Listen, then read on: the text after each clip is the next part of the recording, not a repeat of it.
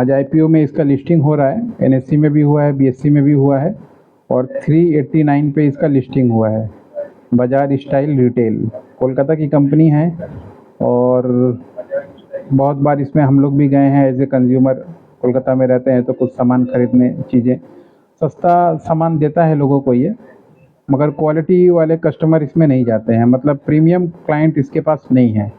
Market के जो अभी जैसे दुर्गा पूजा आने वाला है तो दुर्गा पूजा में हो सके इसका माल थोड़ा बिकेगा, क्योंकि बहुत से तरह के लोग आते हैं इस तरह के आउटलेट पे, मगर प्रीमियम क्लाइंट या पैसे वाले पार्टी क्लाइंट इसके नहीं हैं। इसके लोअर मिडिल क्लास और उससे भी लोअर हैं, तो मान लीजिए ये 500-700 ऐसे मार्जिन में ये कपड़ा बेचते हैं, तो 500-700 में जैसी क्वालिटी होती होगी वैसे बेचेंगे, तो क्लाइंट रिटेन होना यानी क्लाइंट दोबारा इनके पास आएगा, ऐसा सिचुएशन बहुत कम होता है।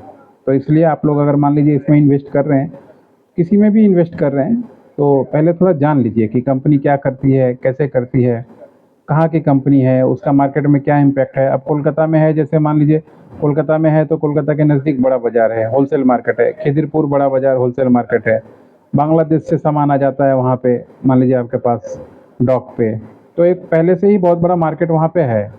तो लोग किसी शॉप में जाने से अच्छा सोचते हैं कि हम बड़ा बाज़ार में जाएंगे और वहाँ से 5-6 सामान एक बार में ले आएंगे तो मेरे को सस्ता पड़ जाएगा।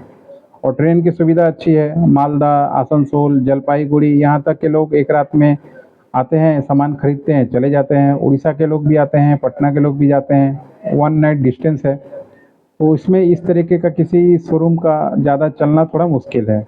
ये थोड़ा अगर गांव साइड में, आउटर साइड में जाएगा, आसाम वासाम उस तरफ जहाँ पे लोग मान लीजिए मेट्रो के पास नहीं है या आके खरीदने का ऑप्शन नहीं है, तो फिर उनका हो सके थोड़ा चांसेस उनका बढ़ सकता है कंपनी का। मगर अभी पता नहीं प्रॉफिटेबल कितना है, ये देखना पड़ेगा उसका कंपनी का। और अभी लिस्टिंग तो हुआ है, अभी लिस्टिंग में तो मान लीजिए उतना ज़्यादा कुछ पता चलता नहीं है। अभी ये ओपन फोरम में आएगा तो अपना सारा कुछ डिटेल इनको देना पड़ेगा, और जब डिटेल ये देंगे तो फिर उसमें देख के एक बार एनालिसिस हम लोग इसको भी करेंगे। मगर ये जैसे ओला वगैरह था, ओला जैसे देखिए इससे ज़्यादा फेमस कंपनी है, मगर इसका लिस्टिंग आप 130-110 देख रहे हैं, कितना मारामारी चल रहा है। और वो जो एक गारमेंट की कंपनी है जो पहले ही गारमेंट में ओवर मार्केट में इतने लोग पड़े हुए हैं, उसका लिस्टिंग में उसको प्राइस मिल रहा है 389। तो ये प्रोडक्ट थोड़ा यूनिक है, इलेक्ट्रॉनिक स्कूटर, और मार्केट में थोड़ा अलग टाइप का है, तो इसको भी उतना रिस्पॉन्स मिला, मगर अभी प्रेजेंट में देखिए माइनस में ही जा रहा है। तो वो तो कपड़े का है, कपड़े में आपका रेमंड्स है, टाटा पहले से पड़ा हुआ है, रिलायंस पहले से पड़ा हुआ है।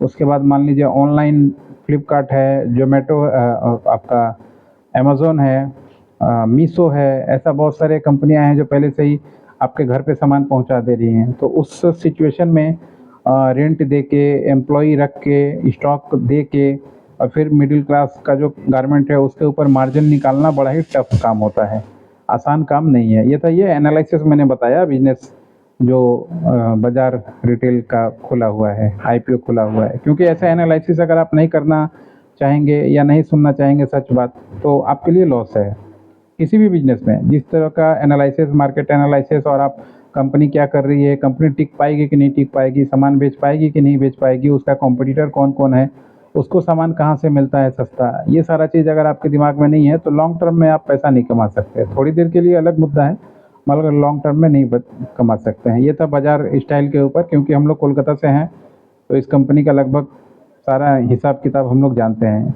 कंज्यूमर फीलिंग जब तक आप में नहीं आएगा ना, तब तक आप अच्छा शेयर परचेज नहीं कर सकते। जैसे मान लीजिए मैं कंज्यूमर हूँ, मैं इसको जानता हूँ कि इसका प्राइस रेंज जानता हूँ, इसका प्रोडक्ट जानता हूँ, इसका शोरूम जानता हूँ, इसका यूज़र हूँ, तो मेरे को पता है कि ये चीज़ कहाँ तक जा सकता है।